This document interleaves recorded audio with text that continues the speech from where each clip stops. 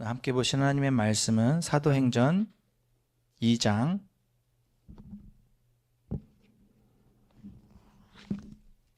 37절에서 42절의 말씀입니다. 오늘은 우리가 어찌할꼬 라는 말씀의 제목을 가지고 함께 은혜를 나눌까 합니다. 어제 날씨가 꽤 뜨거웠습니다. 정오에 잠깐 밖에 나갔는데 그 내리쬐는 볕이 너무나도 따갑고 뜨겁더라고요. 밖에서 또 일을 하시는 분들은 선크림 잘 바르시고 또 때때로 수분 섭취를 잘 하시기를 바랍니다. 이렇게 날씨가 뜨거울 때면 그 옛날 어렸을 때 경험했던 한 장면이 항상 떠오르는데요. 바로 어머니가 그 스댕이 아니지, 스테인 그릇이, 옛날에 스테인 그릇이라고 했는데 스테인 그릇에 타주었던 미숫가루 마셨던 장면이 떠오릅니다. 제대로 시원하게 미숫가루를 먹으려고 그러면 항상 뭐가 필요하죠? 얼음이 필요합니다. 요즘 냉장고엔 대부분 아이스 메이커가 이렇게 달려 있어서 뭐 버튼만 누르면 도르르 얼음이 나오지만 옛날에는 그렇지 않았죠. 그래서 얼음 틀이 좀 있어가지고 그 얼음틀에 물을 붓고 냉동실에다 이렇게 얼렸는데 쓰다 보면 항상 부족하잖아요. 그래서 어떻게 해요? 또 어머니가 스댕 그릇에다가 물을 담아가지고 냉동실에 이렇게 얼려서 그 부족한 얼음을 좀 채우기도 하였습니다. 뭐 얼음이 단단하고 큰 얼음이 만들어지는 건 좋은데 한 가지 단점이 있죠. 깨기가 쉽지 않다라는 거예요. 그러면 미숫가루가 먹고 싶으면 어떻게 해요? 아버지한테 가가지고, 저는 그때 어렸으니까, 아빠 얼음 좀 깨주세요. 그러면 아버지가 어떻게 하냐? 첫 번째, 부엌칼로 가져와서 얼음을 깨본다. 근데 이게 잘 안 깨지잖아요. 그 다음에는 아버지가 하시는 게 공구통에서 드라이버를 가져와가지고 또 드라이버로 한번 막 쪼아봅니다. 그래도 깨져요, 안 깨져요? 잘 안 깨지죠. 그럼 마지막에 아버지가 망치로 얼음을 좀 깨보는데 잘 깨질까요? 안 깨지죠. 그냥 파편만 뛰지 얼음이 잘 깨지지가 않습니다. 근데 신기하게도 이 얼음을 어머니한테 가져가면 어머니가 그냥 손쉽게 이 얼음을 쪼개고 깨뜨려 주는데, 어머니는 무슨 도구를 사용했을까요? 맞아요. 바늘. 칼보다, 드라이버보다, 망치보다 정말로 약하고 가는 그 보잘것없는 바늘이지만, 어머니는 이 바늘을 얼음에 대고 망치로 두들기지도 않아요. 그냥 숟가락 술 뒷면으로 톡톡톡톡 쳐가면서 어떻게 치면 얼음이 쩍쩍 갈라지고 깨지던 것을 경험해 보았습니다. 저는 그때 비로소 깨달았는데, 크고 단단한 것을 깰 때에는 힘으로 내리치는 것도 뭐 필요하지만, 때로는 정말로 가늘고 얇은 이 바늘과 같은 이 뾰족한 것이 더 효과적이겠구나라는 것을 그때 한번 배워본 적이 있습니다. 성령의 말하게 하심을 따라 우리가 계속 지금 3주 동안 이 말씀, 이 본문 가지고 이제 설교를 하고 있는데, 담대하게 예수 그리스도를 선포한 베드로의 설교가 예수님을 십자가에 못 박혀 죽였을 만큼 아주 차갑고 단단하게 얼어붙었던 이 사람들의 마음 가운데 무언가 일어나게 하고 있습니다. 이전까지는 예수의 죽음에 대하여 그 죽음이 그저 당연한 것으로, 신성모독으로, 혹은 로마 정권에 대항했던 어떤 정치적 야욕으로 마땅히 그가 죽어야 할 이유 가운데 죽었다라고 생각했고, 그리고 나랑은 전혀 상관없는 죽음, 내 마음에 그 어떠한 죄책감도 느끼지 못했던 그러한 죽음이라고 생각했던 예수의 죽음이 이 설교를 듣는 말씀 가운데 달라집니다. 왠지 마음이 불편해져요. 그리고 예수의 죽음이 당연한 것이 아니라 죄 없는 자의 억울한 죽음처럼 느껴지고, 그 죽음이 나와 전혀 상관없는 죽음이 아니라 그들의 무지와 억지스러웠던 고발 때문에 그가 죽게 되었다라는 사실을 깨닫게 됩니다. 그리고 그 자신들이 십자가에 못 박아 죽였던 그 예수가 바로 하나님이 그들이 그토록 기다렸던 그리고 하나님이 보내주시기로 약속했던 주이시며 메시아임을 그들이 마음 가운데 깨닫게 됩니다. 그 무엇으로도 깨트릴 수 없었던 그들의 완악하고 차가웠던 마음에 지금 무슨 일이 일어나고 있습니까? 바로 찔림이죠. 찔림. 우리는 베드로의 직업을 계속 기억할 필요가 있는데요. 그는 갈릴리 호수 출신의 어부였습니다. 그는 철학적인 논리로 상대방을 어떤 제압하거나 어떤 수려한 수사학을 통해서 상대방을 설득할 만한 어떤 기술적인 언어를 갖고 있지 않았던 존재였어요. 그런데 어떻게 이 베드로의 말에 그토록 적대적이었던 그들의 마음에 이러한 찔림이 일어나고 있는 것일까요? 어떻게 해서 그들은 예전에는 안 그랬는데 지금 그 찔림 가운데 이와 같은 반응을 하고 있는 걸까요? 그것은 바로 베드로의 그 입을 통하여서 선포되어지는 그 복음을 가지고 역사하시는 성령 하나님 때문인 것이죠. 베드로의 말이 그렇게 만드는 게 아니라 베드로의 입에서 선포되어지는 그 말씀을 도구 삼아서 성령 하나님이 그 각 사람들의 마음에 일하시기 때문에 이러한 변화가 일어나고 있는 것입니다. 성령 하나님이 그 선포되어지는 말씀을 바늘 삼아서 얼음 요새처럼 단단하고 빈틈이 없던 그들의 마음의 빗장을 찌르고 깨트리고 있기 때문입니다. 그리고 이 찔림은 그들의 입을 열어서 무슨 고백을 하게 만들었죠? 다 같이 17절의 말씀을 읽어볼까요? 시작. 그들이 이 말을 듣고 마음에 찔려 베드로와 다른 사도들에게 물어 이르되 형제들아 우리가 어찌할꼬 하거늘. 다 같이 한번 따라해 볼까요? 형제들아 우리가 어찌할꼬. 우리가 어찌할꼬라는 이 물음이 갖는 의미는 깊고 큽니다. 왜냐하면 예수의 죽음에 대하여 우리가 어찌할꼬라는 질문을 하게 되는 순간 이전까지는 나와 상관이 없던 예수의 죽음이 이제는 나와 상관이 있는 죽음으로서 곧 나를 위한 죽음으로 고백되어지기 때문입니다. 그런데 저는 오늘 이 본문을 가지고 설교를 준비하면서 한 가지 질문이 계속 마음에 걸렸습니다. 그 질문은 바로 이 찔림이 말씀을 통한 성령 하나님의 역사라고 할 때 오늘날 우리는 왜 더 이상 찔리지 않는가라는 질문입니다.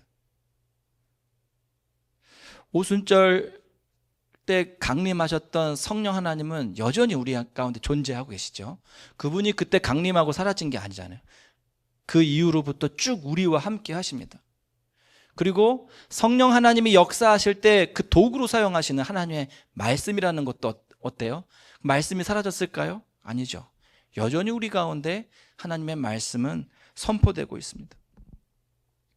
그럼에도 불구하고 왜 날마다 예배를 드리고 돌아가는 우리의 마음에는, 왜 우리의 입술에는 형제들아 우리가 어찌할꼬라는 그 간절한 탄식이 생겨나지 않느냐는 말입니다. 성령 하나님의 역사가 좀 약해졌을까요? 그때는 되게 강력했고 지금은 연약했기 때문일까요? 아니요. 하나님은, 성령 하나님도 똑같이 하나님으로서 그분은 영원하시고 변함이 없는 분이에요.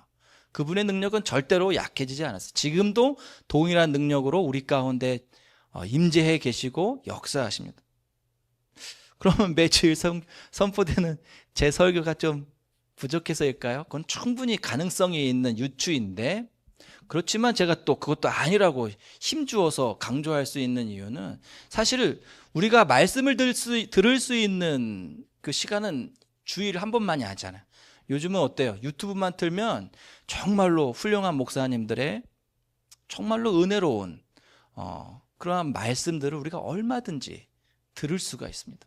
그럼 똑같잖아요. 그렇다고 하면은 성령 하나님도 여전히 존재하시고 우리에게는 더 풍성한 하나님의 말씀이 선포되어지고 있는데 왜 우리에게는 이와 같은 우리가 어찌할꼬라는 이 탄식과 물음이 우리 입술 가운데 나오지 않느냐 말입니다. 우리가 이 질문 앞에 답을 얻기 위해서는 먼저 오늘 본문과 비슷한 상황 속에서 다른 결말을 갖고 있는 스데반의 이야기를 주목해 볼 필요가 있습니다. 성령의 충만한 가운데 은혜와 그 권능이 충만했던 스데반을 시기했던 유대인들이 있었는데요. 이 유대인들이 회당 가운데 이 스데반 집사와 함께 논쟁을 하게 되는 거예요. 근데 성경에 보면 7장에 보면 이 스데반이 성령의 지혜를 따라 말하게 됨으로써 그들이 능히 이 스데반을 이길 수 없었다라고 나오거든요. 그러다 보니까 그들이 어떻게 하냐면 이를 거짓 증인을 세워가지고 그를 거짓 고소하게 됩니다. 공회에. 그러니까 무슨 제목을 가지고 공회에 고발하냐면 이 스데반이라는 사람이 모세와 하나님을 모독했다라는 그 거짓 고소로서 이를 공회에 세우고 이를 괴롭게 합니다. 그래서 이 7장에 나와 있는 그 전체적인 말씀 53절에까지의 말씀이 이 거짓 고소에 대한 이 스데반의 변론이면서 또 그들을 향한 마지막 설교라고도 볼 수가 있는데 한번 그 52절 53절의 그 변론의 마지막 질수를 한번 읽어볼까요? 시작. 너희 조상들이 선지자들의 중에 누구를 박해하지 아니하였느냐? 의인이 오시리라 예고한 자들을 그들이 죽였고 이제 너희는 그 의인을 잡아준 자요 살인한 자가 됐나니 너희는 천사가 전한 율법을 받고도 지키지 아니하였도다. 이 말씀이 누구의 말씀과 비슷해요? 오늘 이 사도행전 2장 30몇 절이죠? 바로 앞에 나와 있는 말씀, 이 베드로의 설교와 똑같아요. 너희가 십자가에 못 박힌 이 예수를 하나님이 주와 그리스도가 되게 하셨느니라 했던 베드로의 설교의 결론과 정확히 일치합니다. 너희가 바로 그 메시아 주 예수 그리스도를 죽였다라는 고발인 거죠. 불편한 고발인 거죠.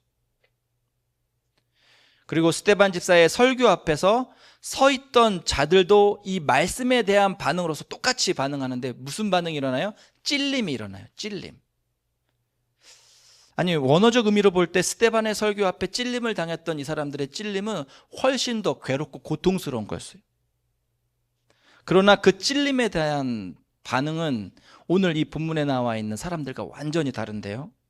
다 같이 사도행전 7장 54절을 한번 읽어볼까요? 시작. 그들이 이 말을 듣고 마음에 찔려 그를 향하여 이를 갈거늘. 이어서 57절 58절 상반절도 한번 읽겠습니다. 시작. 그들이 큰 소리를 지르며 귀를 막고 일제히 그에게 달려들어 성 밖으로 내치고 돌로 칠세. 그들은 우리가 어찌할꼬라는 믿음의 탄식이 아니라 뭘 했어요? 이를 갈고 큰 소리로 그 선포되는 말씀을 덮으려 했고 그게 안 되니까 어떻게 해요? 이번에는 귀를 막고 그래도 그 말씀이 자신들의 마음을 파고드니까 어떻게 해요? 이제는 그에게 달려들어서 돌로 그를 쳐 죽이고 말씀이 선포되지 못하게 합니다. 결과적으로 그들의 마음은 이 말씀의 찔림 앞에서 더욱 악해졌고 완악해졌습니다. 그러나 오늘 본문에 나오는 군중들은 달랐습니다. 분명 설교의 내용은 똑같았던데요. 그 내용은 그들의 손으로 의로운 메시아를 죽였다라는 그 불편한 고발이었고 또한 책망이었습니다. 그러나 그들은 자신의 큰 소리로 그 선포되어지는 말씀을 덮으려고 하지 않았어요. 귀를 막지도 않았고요. 또한 베드로에게 달려들어서 그를 죽이려고 하지도 아니하였습니다. 비록 차갑게 굳어있던 그들의 마음이 그 말씀의 그 찌르는 그 찌름 앞에 쪼개지고 깨져나가는 고통을 느꼈지만 그들은 끝까지 그 말씀 앞에 서 있었습니다. 그 말씀이 쪼갠 그 마음 틈 사이로 스며들어오는 그 말씀의 빛이 마음 깊숙한 곳에 닿을 때마다 그동안 감추고 싶었던, 감춰놓았던 흉악한 죄악을 마주해야 하는 고통이 따르었지만 그들은 그 말씀을 거절하거나 외면하지 않았습니다. 똑같은 찔림에도 불구하고 누군가는 귀를 막고 돌을 들었지만 누군가는 그 찔림 앞에 변명의 입술을 닫고 어떻게 했어요? 끝까지 그 말씀을 붙잡았습니다. 왜 똑같이 성령 하나님의 임재 속에서 살아가고 더 풍성한 하나님의 말씀에 그 선포되어진 가운데 우리의 입술에서는 그들과 같은 간절한 탄식으로서 우리가 어찌할 거라는 이 마음을 치는 신앙의 질문이 터져 나오지 않습니까? 어쩌면 그것은 우리가 끝까지 그 말씀 앞에서 서 있지 못하고 나를 불편하게 한다는 이유로 하나님의 말씀을 끝까지 들으려 하지 않고 혹은 우리의 감정과 목적에 따라 그 말씀을 거부하거나 외면하고 있기 때문이 아닐까요? 외면한다라는 것은 단순히 그 말씀에 대해서 적대적인 반응을 가진다라는 것을 의미하지 않습니다. 약간 모순같이 들릴 수 있지만 여러분이 누구보다도 성경 말씀을 많이 읽고 누구보다도 그 말씀을 선포하는 설교를 즐겨 듣는다고 할지라도 여러분들도 말씀을 거절하고 외면하는 사람이 될 수 있습니다. 언제 그렇게 될까요? 여러분이 읽고 있는 그 말씀, 여러분이 듣고 있는 그 말씀을 나와 상관이 있는 말씀이 아닌, 나를 위한 하나님의 말씀이 아닌 그저 신앙적인 교양과 지식을 쌓기 위한 목적으로 그 말씀을 읽거나 듣고자 할 때, 혹은 그 말씀을 오늘 하나님이 나에게 주시는 말씀으로 듣지 않고 혹은 읽지 않고 저기에 있는, 여기서 조심해야 돼, 아무도 없는 성을 써야 되는데 양지사님도 계시고 내 성을 썼는데, 아무튼 박집사님도 계시고, 아무튼 그러한 누군가를 위한 하나님의 말씀으로 우리가 듣는다고 한다면 사실 그것도 어떻게 보면 오늘 우리에게 하나님이 주시고자 하는 그 말씀을 외면하는 것이라고 볼 수가 있는 것이죠.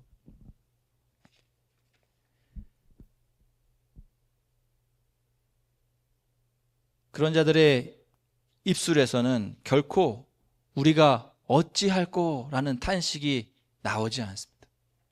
말씀을 평가하거나 뭐 이런 이야기는 나올 수 있고, 혹은 뭐가 흘러나올까요?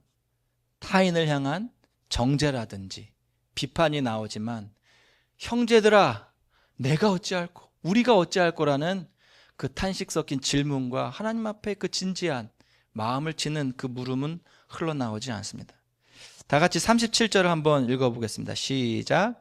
그들이 이 말을 듣고 마음에 찔려 베드로와 다른 사도에게 물어 이르되 형제들아 우리가 어찌할꼬 하거늘. 베드로의 설교를 끝까지 외면하지 않고 나를 향한 하나님의 말씀으로 들었던 그들의 입술에 우리가 어찌할꼬라는 그 탄식이 흘러나왔습니다. 이 질문은 단순히 후회만을 의미하는 게 아니에요. 이거 큰일 났다, 내가 잘못했다, 이런 후회만을 의미하지 않습니다. 사실 이 탄식 속에는 변화를 원하는, 내가 이제부터, 지금까지는 이렇게 살았지만 이제부터는 다르게 살고 싶어하는 어떠한 그 변화에 대한 간절한 소망이 담겨져 있는 것이죠. 어떤 변화일까요? 구체적으로 관계의 변화와 정체성에 대한 변화예요. 이전에는 내가 예수를 십자가에 못 박혀 죽임으로써 내가 예수와 원수가 되었지만 이제는 그 관계를 회복하고 싶은 거죠. 내가 그 메시아를 죽인 살인자가 되었지만 이제는 예수님과 화평을 이루고 이제는 다시 예수님의 그 은혜 안에 살아가는 그러한 하나님의 백성이 되고 싶다라는 이 간절함이 이 탄식과 물음 속에 담겨져 있는 거죠. 이들의 물음 앞에 사도 베드로는 답변합니다. 다 같이 38절을 한번 읽겠습니다. 시작. 베드로가 이르되 너희가 회개하여 각각 예수 그리스도의 이름으로 세례를 받고 죄 사함을 받으라. 그리하면 성령의 선물을 받으리니. 자, 이 문장 속에 반복되고 있는 동사들이 눈에 띄죠. 그것이 무엇일까요? 받고 받으라. 비록 이 동사들은 명령형으로 되어 있지만 이 명령의 내용들을 자세히 한번 들여다보십시오. 전부 다 받으라는 것입니다. 받는다는 것은 감춰져 있는 그 무엇을 내가 열심히 찾아내서 얻는다라는 의미가 아니죠. 이것은 이미 주시기로 예비되어 있는 것을 어떻게 하면 되는 거예요? 그냥 내 손을 벌려서 하나님의 그 주시는 것을 거부하지 않고 받기만 하면 되는 거예요. 이미 하나님께서 내게 주시기로 예비하신 그 약속해 주신 은혜를 그냥 받기만 하면 되는 거예요. 우리가 무언가 행동해야 할 것 같은 그러한 명령으로 되어 있지만 정작 그 일을 행하시고 이루시는 분은 누구예요? 하나님이에요. 즉 우리가 변화를 받기 위해 해야 하는 것은 하나님이 우리의 거듭나게 하기 위하여 예비하신 세례를 받고 하나님이 우리를 정결하게 하기 위하여 예비하신 죄사함을 받고 또 그분이 주시기로 약속하신 성령의 선물을 어떻게 하기만 하면 되는 거예요? 받기만 하면 되는 거예요. 참 쉽죠? 참으로 쉬워 보입니다. 그런데 우리의 현실 속에서 마주하는 이 신앙의 삶 속에서 이 받는다라는 것이 그렇게 쉬워 보이지가 않아요. 왜 그럴까요? 왜 이렇게 쉬워 보이는데 이 은혜들을 우리가 쉽게 받을 수 없는 것일까요?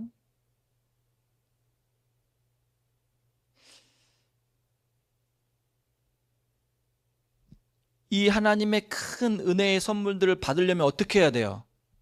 우리가 움켜졌던 손을 펴고 우리가 쥐고 있던 것들을 내려놓고 하나님 앞에 올려드려야 되는데 그게 쉽지가 않은 거예요.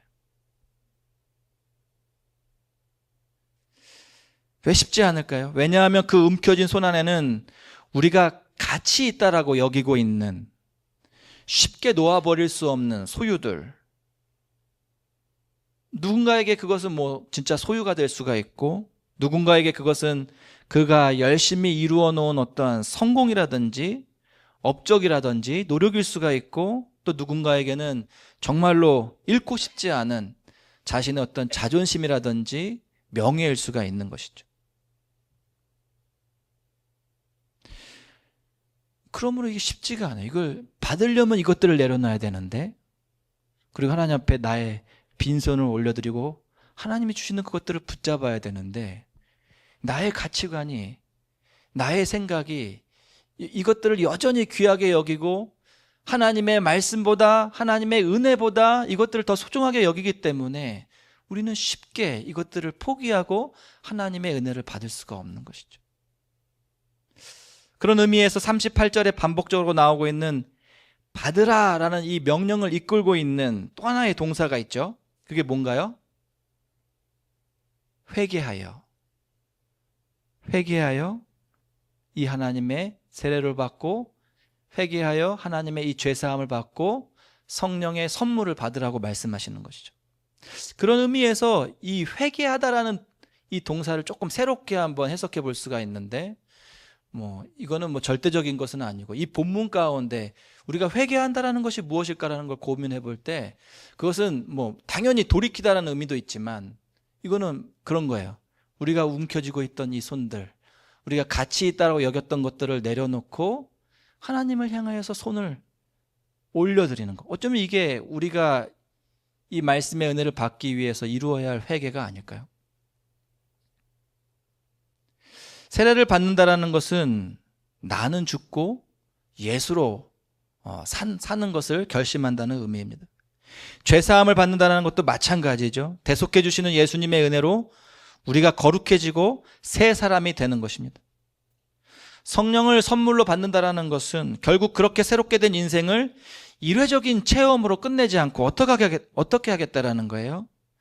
성령의 보호 속에서 보호회사 되시는 그 성령님의 보호하신가 인도하신 가운데 날마다 그렇게 새로운 삶을 거룩하게 된 나의 삶을 어떻게 하겠다는 거예요? 유지하겠다는 의미인 거죠.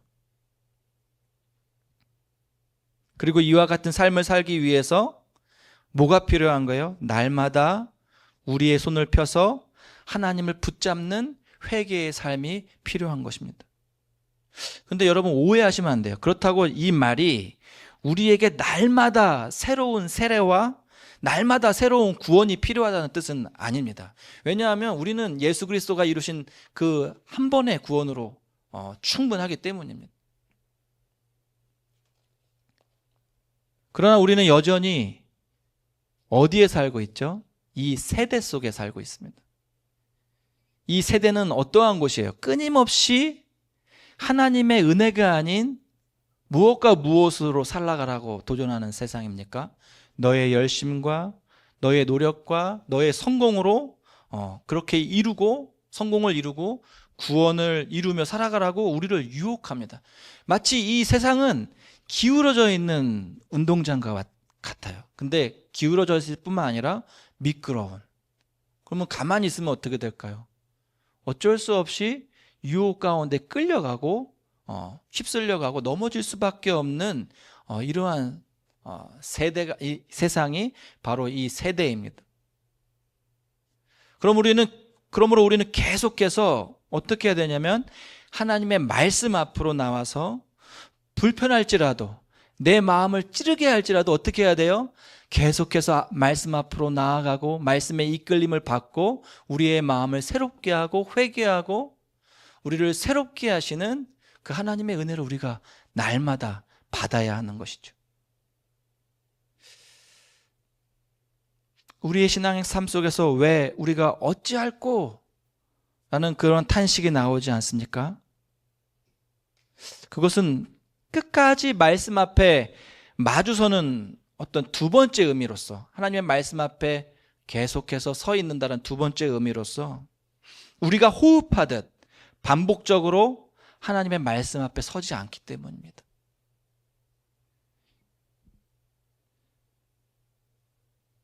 우리는 마치 구원파가 주장하는 것처럼 한 번 구원받았기 때문에 더 이상 회개가 필요 없는 사람처럼 말씀을 멀리하며 살아갑니다. 주일에 한 번 말씀 들었으면 됐지. 다음 주에 가서 또 말씀을 들으면 됐지. 그러면 신앙생활이지. 이렇게 생각하는데 그게 아니라는 거죠. 우리가 살아가는 세대는 날마다 우리를 유혹하고 우리를 끌어당기면서 어떻게 해요? 하나님과의 거리를 멀어지게 만들고 하나님과의 말씀과 멀어지게 만들고 결국 우리의 입술에서 무엇이 나오지 않게 해요? 우리가 어찌할 거라는 탄식과 하나님의 말씀을 따라 변하고 싶어하는 우리의 그런 소망과 소원들을 사라지게 만듭니다. 그러므로 우리가 이 탄식을 하기 위해서는 어떻게 해야 돼요? 날마다 반복적으로 때를 얻든지 못 얻든지 하나님의 말씀 앞으로 나아가야 되는 거예요. 그리고 그 찌름 앞에, 그 찔림 앞에 고통스럽더라도 불편할지라도 그 말씀 앞에 마주할 수 있는 용기가 우리에게 필요한 것입니다. 말씀을 맺습니다. 오늘 이 자리에 여러 마음으로 앉아 계신 분들이 있을 것입니다. 말씀이 기대되어 앉아 계신 분들도 있고 솔직히 말하면 그냥 억지로 앉아 계신 분들도 있을 것입니다. 오늘 이 설교도 사실 나와 별로 상관없는 말씀처럼 들리는 분들도 계실 수 있습니다. 근데 오늘 저는 그러한 분들께 먼저 이 말씀을 드리고 싶어요. 지금 여러분이 이 자리에 앉아 있다는 것은 성령 하나님의 끈질길 사랑과 은혜가 여러분을 붙잡고 있다는 그 증거로, 그 사실로 여러분들이 이 말씀을 받을 수 있기를 원합니다. 혹자는 여기 내가 앉아 있는 것은 내가 선심을 써서 내가 결정하여서 이 자리에 앉아 있는 것이라고 생각할 수 있을지 모르지만 사실 여러분이 이 자리에 이끄신 분은 바로 성령 하나님이십니다. 그분은 지금도 여러분의 마음속에서 쉼없이 일하시면서 여러분의 마음을 붙잡고 계십니다. 그 증거가 무엇일까요? 적어도 여러분들은 스데반의 설교 앞에서 소리를 지르고 귀를 막고 적어도 저에게 돌은 던지지 않지 않습니까? 네, 여러분들은 여전히 그 성령 하나님의 인도하신 가운데 있는 거예요. 근데 또 이러한 저항을 할 수 있죠. 이러한 어떤 반론을 제기할 수 있죠.